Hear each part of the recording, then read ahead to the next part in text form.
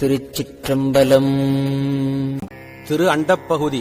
திருத்தகு மதியில் தன்மை வைத்தோன் திந்திரல் தீயில் வெம்மை செய்தோன் பொய்தீர் வானில் கலப்பு வைத்தோன் மேதகு காலில் ஊக்கம் கண்டோன் நிழல்திகள் நீரில் இன்சுவை நிகழ்ந்தோன் வெளிப்பட மண்ணில் திண்மை வைத்தோன் என்று என்று எனை பல கோடி எனை பல பேரவும் எனை பல கோடி எனை பல பேரவும் அனைத்தனைத்து ஔவையின் அடைத்தோன் அகுதான்று.